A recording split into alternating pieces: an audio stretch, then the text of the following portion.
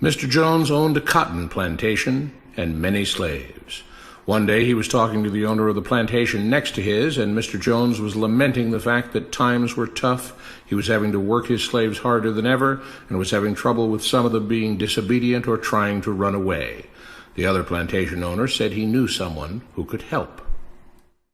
Day 1.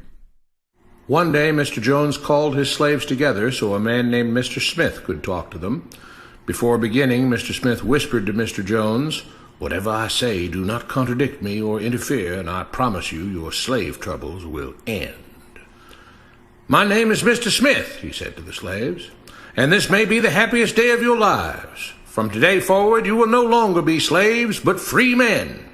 Mr. Jones was so shocked he started to step forward, but Mr. Smith gestured for him to remain silent. He did, only because the other plantation owner had spoken so highly of Mr. Smith's skills. "You are no longer the property of Mr. Jones," Mr. Smith continued. "You are free. No more would you be forced to labor for the benefit of Mr. Jones. Now you can work for yourselves." Now the slaves were all murmuring and looking at each other. Many were smiling, many were looking puzzled. "In fact, you are now free to leave the plantation whenever you want," Mr. Smith said. "However, since we are surrounded by other plantations, if you leave, some other plantation owner will likely claim you as his own the moment you set foot on his property. So I urge you not to risk your newfound freedom by doing something so foolish. Instead, I suggest that you stay here, no longer as slaves, but as willing participants and part owners of this plantation. Yes, this is now your plantation." Mr. Jones bit his tongue to keep from objecting. "For now, we might as well leave Mr. Jones in charge," said Mr. Smith, "since he is the only one with any experience at running a plantation, which is quite a complicated thing to manage. But he will no longer be your master, but just another worker on the plantation. In fact, he will now be using his organizational and management skills to serve you. Whatever problems you may have had with him before, you are now all equals, and you need each other to make this work. If we all cooperate and work together, we can all reap the benefits together. In honor of this happy occasion, I present you this new symbol of togetherness and cooperation, this flag, which shall be the emblem of the new, free Jones plantation." He held up the new flag, but most of those listening were still too amazed to respond. "And this shall be our motto," Mr. Smith announced. "We work together as free men for our mutual benefit, pledging our allegiance to the Jones plantation, which stands for prosperity, liberty, and justice for all. To celebrate, everyone has the rest of the day off. Enjoy your freedom, do as you please, and be back here tomorrow morning, bright and early, so that we may begin work on this great and noble new endeavor as equal free men." Finally convinced that Mr. Smith was serious, the former slaves applauded and cheered. Day 2. "We all want this plantation to do well," Mr. Smith said at the beginning of the next meeting, "so we can all share in the benefits. We all know that it takes a lot of effort to make a cotton plantation work. Just because you're all free doesn't mean you can stop working. In fact, since you're now working for yourselves, I expect you to work even harder than ever before, but now with pride and joy, knowing that you're working for yourselves. Of course, there still have to be rules. If everyone just does whatever he wants, the plantation won't produce anything. This experiment will fail, and we'll all starve. You should be thankful that Mr. Jones has agreed to stay on to lend his knowledge and skills to this endeavor, and I trust you will all do your own part to make this work. Several of you have been chosen to act as project supervisors to manage different aspects of the operation, to make sure everyone is doing his assigned job, to make sure that the rules are followed, and so on. The rest of you may head out to the fields to start your first day of work as free men." Day 3. The next morning, Mr. Smith had a grim expression on his face as the daily meeting began. "I have an unpleasant duty to do today," he said. "Yesterday, Charles was caught keeping some of the cotton he picked, presumably to sell for his own personal profit. That is against the rules. That is stealing. For that, Charles must be punished." Two men tied Charles to the whipping post. "I take no joy in this," Mr. Smith continued, "but you must understand, if we do not maintain order, if we do not have rules that we all abide by, then the plantation will fail, and we will all suffer." The whip cracked against Charles' back. "But if we all pitch in for the common good, then we can all prosper. Being free doesn't mean you should be selfish and greedy. We must each do our assigned duties and obey the rules, and then we can all benefit, and each of you will receive your appropriate share of the profits." A young man named Samuel stepped forward. "But if you and Mr. Jones decide the rules and whip us if we disobey, how is that any different from what we had before?" "How can you say that?" Mr. Smith asked. "I'm shocked. You were a slave before, and now you're free. Things still need to be managed and organized by those best qualified to do so. Do you know how to run a plantation, Samuel?" "Well, no," he answered. "But if we're free, why do we get no say in what the rules are and how things work?" "I'm surprised at your ingratitude," Mr. Smith answered. "None of you know how a plantation is run, so you're in no position to be making decisions about how things are done here. You don't seem to appreciate all the things that Mr. Jones provides for you, from protecting you from all the outside threats that you know nothing about, those who would come here, capture and enslave you if not for Mr. Jones' protection, to making sure that you all have food and housing, tools to work with, that you're cared for when sick and injured, and so on. There wouldn't be a plantation at all, no cotton to pick, no land to plant and harvest, if not for him.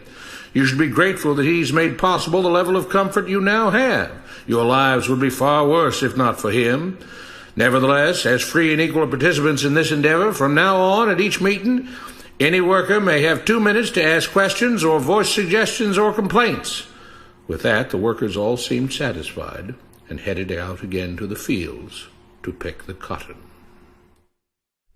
Day 4. "I have a big announcement," Mr. Smith said as the daily meeting began. "Mr. Jones' cousin is here, and not just to visit and see how our project is coming along. It has been decided that from now on you will be deciding who will manage the plantation.